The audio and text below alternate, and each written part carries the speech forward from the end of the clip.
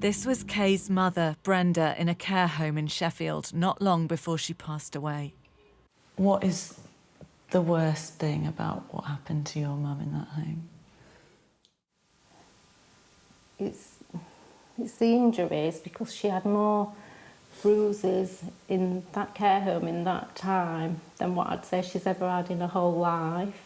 Oh, that looks painful. Also for them not being open and honest with me of how they happened. This is one where they said that she'd wrapped her straps round her arm. The nursing home was rated good by the Care Quality Commission that regulates care providers. When my dad passed away, we had to sell the house to pay for a care fee. So I think it was something just under £108,000 of my mum and dad's money that we paid to bond care in 2 years. But this is when she first went into Chatsworth Grange. So that was when she first went in, yeah, just sitting up? Yeah. But in the home, she was often left in bed all day. They can't find any record of her having a bath or shower in the care home. She only had 4 to 6 bed baths a month. Kay asked why they didn't get her up more, but was told use of a wheelchair was not included in the fees. And she just told me, she says, I've told you, you get her a wheelchair and we'll get her up. Across the country, Chris has kept recordings of the video calls he had with his Aunt Kathleen. See you soon, sweetheart. Yeah, God bless you, love. He'd become concerned about the care at her nursing home in Herefordshire even before he got a call with some horrifying news. There had been maggots in her skin cancer. Maggots in a wound? Yeah. Yeah. In a clinical environment. How do you feel about that? Disgusted. Disgusted that it happened. More disgusted that they allowed it to happen. She was paying a small fortune to be well cared for. He was sent an email about it, including pictures to show the wound had been cleaned. Do you think she would have been aware of it? Oh, yeah. Yeah. Yeah. How could you not be?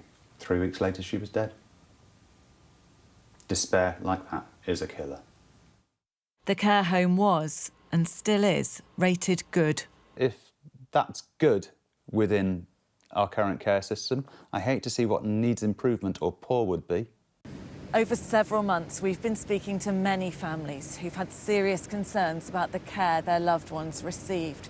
We've heard repeatedly of frail, elderly people being left for days on end in bed, unwashed, sometimes in soiled sheets. We've heard of food and water being left out of reach, leading to weight loss and dehydration. Yet when families try to raise concerns, they end up feeling doubly failed, first by the care home and then by the regulators, who often take no action. We can reveal that over the last 2 years, almost 68,000 concerns were raised with the CQC about homes that can provide care for the elderly. But it only went to inspect in a tiny fraction of cases, just 3.6%. In the few homes it did inspect as a result of complaints, almost 1 in 5 needed to be downgraded.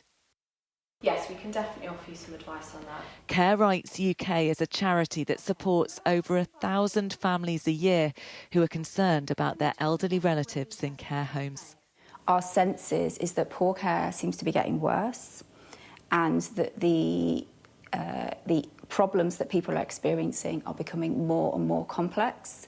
The inaction by the Care Quality Commission over a number of years has left people at risk and has created a dangerous situation where people who are experiencing poor care are too afraid to speak out about that poor care because they're not listened to, they're not heard, and nothing happens as a result.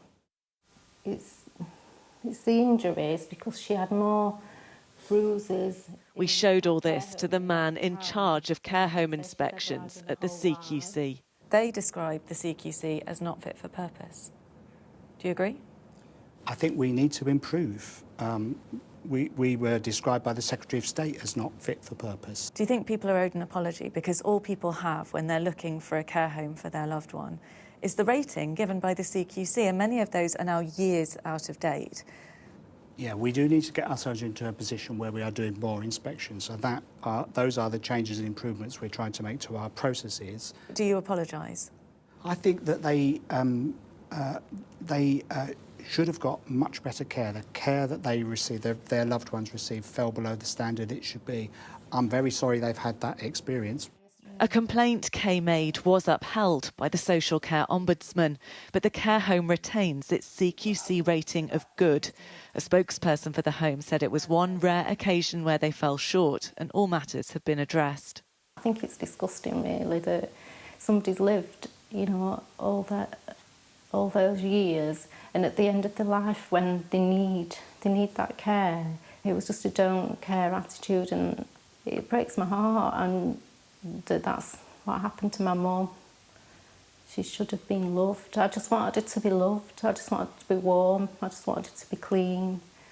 And, you know, somebody just to perhaps hold her hand and tell her everything's going to be okay. Chris was shocked to find his complaint about the maggots was not upheld. I've not found fault in the care provider's care of Miss Y's wound. The care company said it's deeply sorry for any upset, adding that maggots in wounds, while rare, can occur quickly during a heatwave. Enough? All right. OK. After his aunt's death, his mother's health deteriorated, and Chris gave up work to be her full-time carer. When I've got a one-word assessment from the CQC saying good, and that good means maggot infestation, how can I trust any care establishment with the care of another person? With an independent commission due to begin work on how to fix social care in Britain, no one we've spoken to believes care for the elderly is fit for purpose or prepared for the challenges of an ageing population. Becky Johnson, Sky News.